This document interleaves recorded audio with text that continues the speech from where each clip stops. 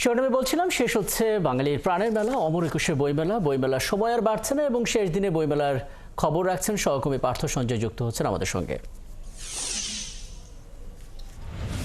পার্থ, এরই মধ্যে আপনি বার্তাকক্ষে বইমেলার শেষ দিনে নানান তথ্য জানিয়ে দিয়েছেন, আরও একবার সেগুলো একটু জানতে চাই এবং শেষ দিনে কতটি বই এলো সেটিও একটু বলবেন, বইয়ের কেনাবেচার তথ্যটা জানাবেন। যদিও বই কতগুলো বিক্রি হলো সেটা হয়তো রেওয়াজ অনুযায়ী হয়তো বলা হয়নি, সেটি একটু জানিয়ে দেবেন এবং একই সঙ্গে সাংস্কৃতিক বিষয়ক উপদেষ্টা কী বললেন সেটি একটু বলবেন পার্থ। ধন্যবাদ রাকিব। শেষ বেলায় বইমেলা এবং আর মাত্র কয়েক ঘন্টা বাকি আছে অমর একুশে বইমেলার এবারের যে আয়োজন তার, এবং সে আয়োজনে শেষ দিন আপনি জানতে চেয়েছেন কতগুলো নতুন বই এসেছে। নতুন বই এসেছে ৩৩৫টি এবং এ নিয়ে পুরো মাসে বই এসেছে ৩,২৯৯টি। এবং এই বইয়ের মধ্যে যে এই নতুন বইয়ের কথা তো বলছি, কিন্তু আরও একটি বিষয় বলে রাখি যে এবারের প্রকাশকরা একটি কথা বলছেন যে মেলায় আসলে বিক্রি কম হয়েছে। এবং আমরা কিছুক্ষণ আগে মেলার সমাপনী আয়োজন ছিল বাংলা একাডেমি প্রাঙ্গণে, সেখানে সদস্য সচিব কথা বলেছেন, কিন্তু তিনি এবারের মেলার বিক্রির কোনো তথ্য দেননি। রীতি অনুযায়ী সেটি দেওয়া হয়, অন্যান্যবার আমরা জেনে এসেছি, এবার সেটি পাইনি। আরেকটি বিষয় বলে রাখি, সেটি হচ্ছে যে মেলায় এই সমাপনী আয়োজনে অনেকগুলো পুরস্কার দেওয়া হয়েছে।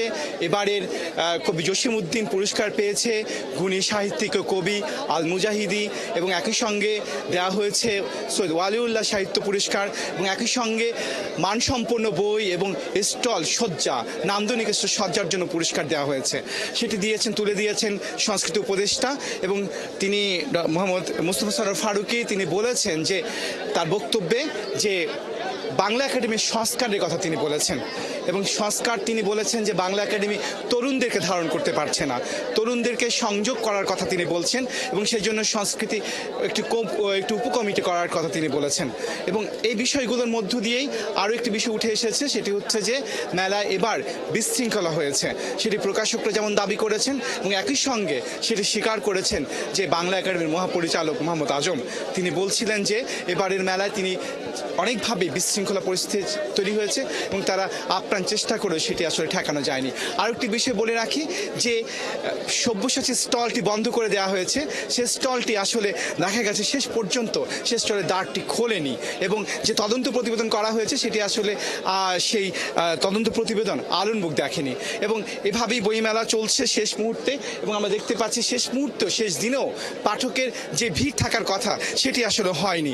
বলা যায় যে এবার আসলে মিলেমিশে ঠিক সফল বলা যাবে না গেল 2 বছর বা গেল কয়েক বছরের তুলনায় অমর একুশে বইমেলা, তবু মধুরণ সমাপ্যায়ত যে কোনো বড় ধরনের বিশৃঙ্খলা ছাড়াই শেষ হতে চললো অমর একুশে বইমেলা। রাকিব, নিশ্চয়ই আগামী অমর একুশে বইমেলার প্রত্যাশা করব সেটি ভালো হবে, এবং এ নিয়েই নিশ্চয়ই পরবর্তী সংবাদ সংযোগে জানিয়ে দেব বিস্তারিত।